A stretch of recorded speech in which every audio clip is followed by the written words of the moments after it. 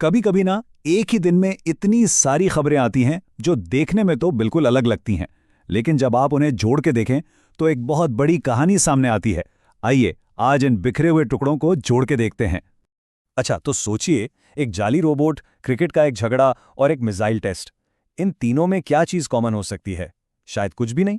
लेकिन जवाब आपको हैरान कर देगा, क्योंकि ये सब वाकयात उन गहरे तनाव की तरफ इशारा करते हैं जो हमारी दुनिया में चल रहे हैं। तो चलें सबसे पहले बात करते हैं इंटरनेशनल सीन की। यहाँ आलमी सतह पर बड़ी खतरनाक गेम्स खेली जा रही हैं। शुरुआत करते हैं ईरान से।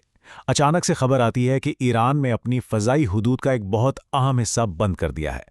अब इस एक कदम ने ना दुनिया भर की एजेंसियों को अलर्ट कर दिया। लेकिन सवाल ये था कि आखिर हुआ क्या? तो पता ये चला कि ये कोई आम मिसाइल टेस्ट नहीं था। ये असल में अमेरिका और ईरान के बीच जो टेंशन्स बढ़ रही हैं ना, उस माहौल में एक बड़ा वाज़ेह पैगाम था। और ऊपर से इस्राएली मीडिया और दूसरे ज़राए से खबरें भी आ रही थीं कि भाई अमेरिका का सब्र जवाब दे रहा है, यानी सूरत हाल किसी भी वक्त ख़राब हो सकती है। इसी दौरान पाकिस्तान को देखें तो वो खुद को कई महाजों पर घिरावा पा रहा है। वज़ीर दिफा ख्वाजा आसिफ के बयानात से पूरी तस्वीर साफ हो जाती है। एक तरफ इजराइल से ताल्लुक़ न बनाने का साफ साफ ऐलान, दूसरी तरफ भारत के साथ वही पुरानी कशीदगी और साथ ही अफगानिस्तान से दहशतगर्दी का खतरा। ये एक बहुत ही मुश्किल डिप्लोमेटिक सूरत हाल है।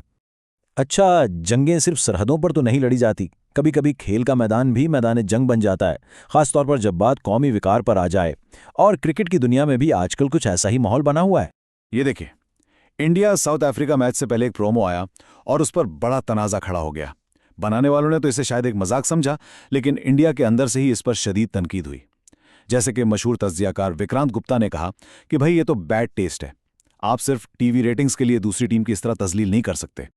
इधर पाकिस्तान क्रिकेट में एक अलग ही बहस चल पड़ी। साबिक कप्तान मोहम्मद यूसुफ ने एक बहुत बुनियादी सवाल उठाया, एहतिसाब का।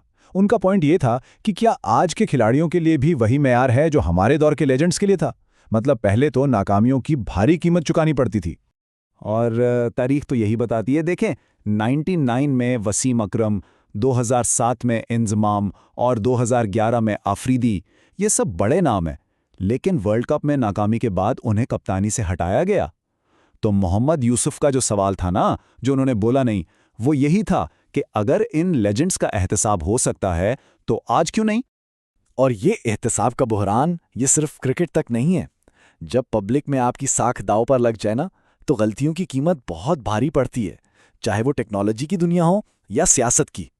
अब ये कहानी सुनिए, ये किसी कॉमेडी फिल्म से कम नहीं है। इंडिया की एक यूनिवर्सिटी ने दावा किया कि उन्होंने एक बड़ा ज़बरदस्त रोबोट बनाया है, लेकिन सोशल मीडिया पर लोगों ने चंद घंटों में ही पोल खोल दिया। कह रहे भाई ये तो एक चाइनीज़ कंपनी का बना बनाया मॉडल है। मतलब डिजिटल दौर में सच ज़्यादा देर छुपता नहीं और शर्मिंदगी अलग से होती है। 1 अरब रुपए, जरा सोचिए, 1 अरब रुपए, ये कीमत है पंजाब हुकूमत के नए जेट तैयारे की। और जैसे ही ये खबर बाहर आई, सोशल मीडिया पर एक तूफान बरपा हो गया। लोगों का गुस्सा बहुत सादा और सीधा था कि जब मुल्क में माशी मुश्किलात हैं तो अवाम के पैसे से इतना पुरतेईस तैयारा खरीदने का क्या मतलब है। हुकूमत ने अपनी तरफ से वजाहत दी कि ये एक नई एयरलाइन का हिस्सा है, लेकिन अवामी गुस्से के सामने ये दलील कुछ खास काम नहीं आई। और अब आते हैं आज के सबसे आखिरी लेकिन शायद सबसे धमाकाखेज हिस्से की तरफ। ये है पाकिस्तान की पेचीदा ड्रामेटिक अंदरूनी सियासत, जहां की लड़ाइयां अब बंद कमरों से निकलकर सबके सामने आ रही हैं। यहाँ एक ही चीज़ की दो बिल्कुल अलग अलग कहानियां हैं। पीटीआई ने इमरान खान रिहाई फोर्स का ऐलान किया। उनके लिए ये अपने हामियों को इकट्ठा करने का एक सियासी तरीका है। लेकिन हुकूमत इसे कैसे देखती है? वो उसे मुल्क में अनारकी फैलाने की एक और कोशिश करार दे रही है।